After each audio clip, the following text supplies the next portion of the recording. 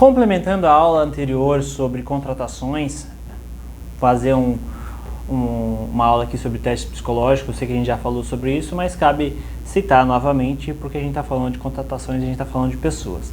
E no caso, os testes psicológicos são muito úteis no caso da contratação de colaboradores, né? A gente sabe que os testes psicológicos são extremamente importantes, né, na avaliação da parte pessoal da pessoa, né, na parte relacional ali, como é que ela age, a forma dela ver o mundo, a forma de ela interagir, né, com o mundo.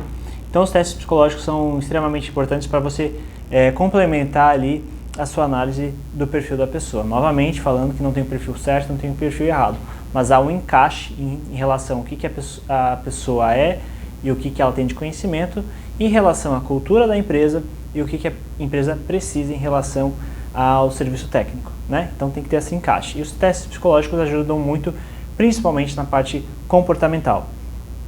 Lembrando também que os testes psicológicos são interessantes também para você se entender também, né? Entender qual que é o seu perfil. Ao longo, a gente recomenda que você tenha uma consultoria nesse ponto, né? Um coach, um psicólogo, enfim, alguém que possa fazer uma análise completa, né?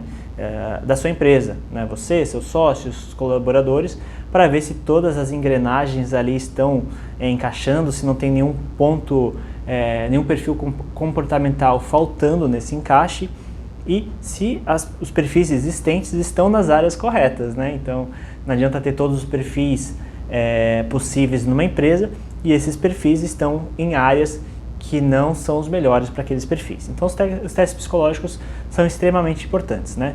Talvez você não tenha a possibilidade de fazer esse mapeamento completo da empresa hoje, mas ele é extremamente importante, pelo menos para fazer as primeiras entrevistas, as primeiras contratações de estagiários, de técnicos, engenheiros, para saber se aquele perfil bate com aquela área que você procura, tá?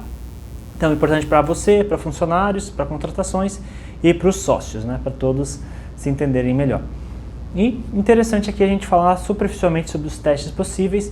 A gente, desses daqui, eu vou deixar completo no slide maiores descrições, a gente vai falar aqui rapidamente sobre os testes.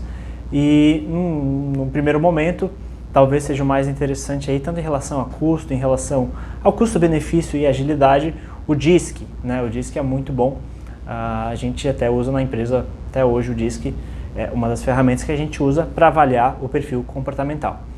Temos outros testes também, né, como o NEL-PR, né, os grandes 5 fatores. Temos o teste palográfico e temos o DISC, que é muito interessante. O DISC, eu vou até focar um pouquinho mais no DISC aqui, ele é um acrônimo, né? O DISC é D de dominância, I de influência, S de estabilidade, que veio do inglês, né? E C de complacência, né? Dominância é mais o relacionamento com problemas e desafios, né, como ele lida com relacionamentos, com problemas e desafios, desculpa. Influência é mais relacionada a pessoas, né, como é que ele em relação à influência de outras pessoas. Estabilidade é como é que a pessoa age perante mudanças, né, quão aberta ela está em relação a mudanças. E complacência é em relação ao relacionamento com regras estabelecidas por outros, né. Então, com essa avaliação desses 4 fatores principais, você consegue ter ali uma avaliação interessante da personalidade da pessoa e em relação à personalidade exigida pelo meio, né? Então, na análise do DISC, você recebe um relatório em que mostra o perfil da pessoa e o perfil exigido pelo meio. E você vê quão próximo ou distante tá esses dois fatores, né? Muito interessante, gente. A análise do perfil DISC, dependendo da sua cidade, dependendo da empresa, pode variar aí de 250 a 500 reais por análise. Pode ser um investimento alto hoje, mas pensando que você pode economizar uma contratação e posterior demissão, provavelmente é um custo menor do que a contratação, né? Vale mais a pena você gastar aí o valor que é menos que uma contratação de estagiário, por exemplo, e evitar de gastar um mês, né, daquele estagiário, que seria um valor praticamente desperdiçado, e mais o seu tempo desperdiçado no treinamento e fazer o teste, né? Então você tem mais assertividade na contratação. Outros testes aqui que eu vou deixar também por curiosidade, talvez sejam que existem aí na sua região, Mas assim, esse teste você pode fazer à distância, né? Não precisa a pessoa ir num consultório, num coaching, no psicólogo para fazer. Muitos desses testes, a consultoria faz uma ligação, manda um teste, a pessoa preenche pelo computador mesmo e não tem segredo.